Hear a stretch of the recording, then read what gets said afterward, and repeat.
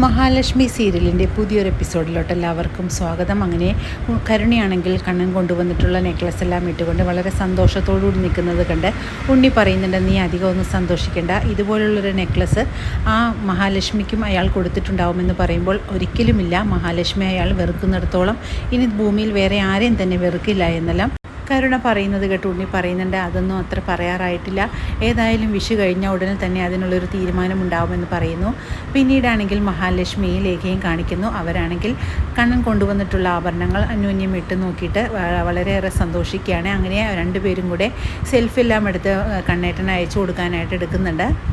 പിന്നീട് കരുണയാണെങ്കിൽ കണ്ണൻ മേടിച്ചു കൊടുത്തിട്ടുള്ള വിഷുക്കോടിയും എല്ലാമായിട്ട് കരുണാലയത്തിലെത്തുന്നു. അങ്ങനെ കരുണയെ കാണുന്നത് മുത്തശ്ശിയാണെങ്കിൽ വളരെ സന്തോഷിക്കുന്നു. മോൾ എന്താണ് ഈ കൊണ്ടുവന്നത് എന്നൊക്കെ ചോദിക്കുമ്പോൾ നമുക്ക് എല്ലാവർക്കും കണ്ണേട്ടൻ എടുത്ത് തന്നിട്ടുള്ള വിഷുക്കോടിയാണ് എന്ന് പറയുന്നു. ഇത് കേട്ടത് മുത്തശ്ശിയാണെങ്കിൽ വളരെ സന്തോഷിക്കുന്നു. അങ്ങനെ പ്രതാപം വരുന്നതും പ്രതാപനോടായിട്ട് പറയുന്നു, എടാ നമുക്ക് കണ്ണൻ മോൻ എടുത്തു തന്നിട്ടുള്ള വിഷുക്കോടിയാണെന്ന് പറയാണ്.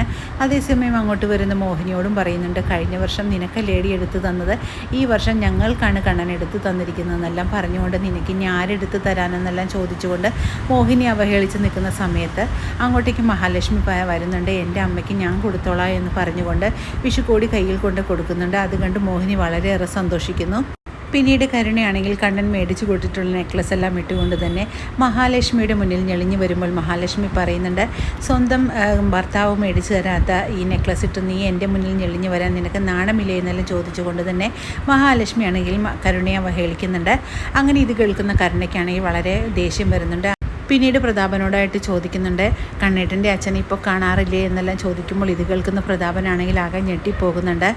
കാരണം എല്ലാ സത്യം അറിയാമെന്ന ഇവൾക്ക് ഇത് ചോദിക്കാനുള്ള അവകാശം എന്തെന്ന് ചോദിക്കാനുള്ള അവകാശവും കൂടി നമ്മുടെ പ്രതാപനില്ലാതെ പോകുന്നു.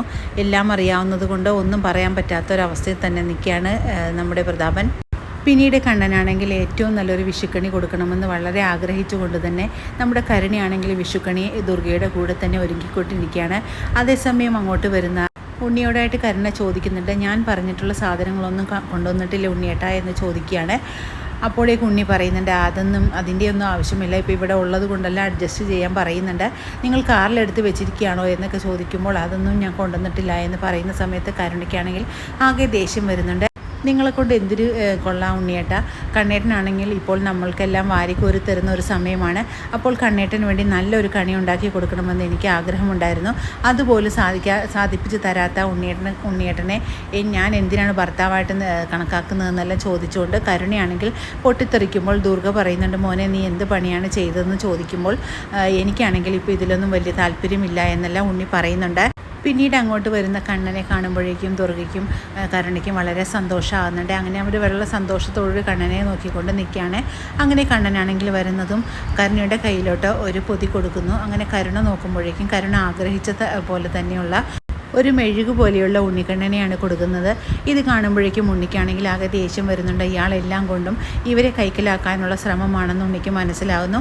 അങ്ങനെ കരുണയാണെങ്കിൽ അത് നോക്കിയിട്ട് പറയുന്നുണ്ട്, നോക്ക് കണ്ണേട്ടനോട് ഞാൻ ഒന്നും ആവശ്യപ്പെട്ടിട്ടില്ല, പക്ഷേ ഉണ്ണിയേട്ടനോട് പറഞ്ഞിട്ടുള്ള കാര്യം കണ്ണേട്ടനാണ് എനിക്ക് സാധിപ്പിച്ച് തന്നത്, ഇത് കണ്ടുപഠിക്ക് ഉണ്ണിയേട്ട എന്നെല്ലാം പറഞ്ഞുകൊണ്ട് വീണ്ടും ഉണ്ണിയെ കണ്ണൻ്റെ മുന്നിൽ ചെറുതാക്കിക്കൊണ്ടിരിക്കുകയാണ് കരുണ. പിന്നീട് വാമദേവനെയാണ് ഉണ്ണി കാണുന്നത്. എന്നിട്ട് വാമദേവനോടായിട്ട് പറയുന്നുണ്ട്, എത്രയും പെട്ടെന്ന് അയാളുടെ എല്ലാ നാടകങ്ങളും പൊളിച്ചെടുക്കണമെന്നാണ് ഞാൻ തീരുമാനിച്ചിരിക്കുന്നത്, പക്ഷേ അയാളാണെങ്കിൽ നമ്മുടെ എല്ലാവരെയും കൈക്കലാക്കാനുള്ള എല്ലാ ശ്രമങ്ങളും നടത്തുന്നുണ്ട്, അതുകൊണ്ട് ആരും തന്നെ നമ്മൾ പറഞ്ഞാൽ ഒരു കാര്യവും വിശ്വസിക്കില്ല, തെളിവോടുകൂടി തന്നെ വേണം അവരെ എല്ലാം കാണിച്ചു കൊടുക്കാൻ, അല്ലാതെ ആരും ഇത് തന്നെ വിശ്വസിക്കില്ല എന്നല്ല ഉണ്ണി പറയുന്നത് കേട്ട് നമ്മുടെ വാമദേവൻ പറയുന്നുണ്ട്, എന്താണെങ്കിലും കണ്ണനെയും മഹാലക്ഷ്മിയും സന്തോഷത്തോടുകൂടി ജീവിക്കാൻ നമ്മൾ അനുവദിക്കരുതെന്നെല്ലാം പറയുന്നുണ്ട്.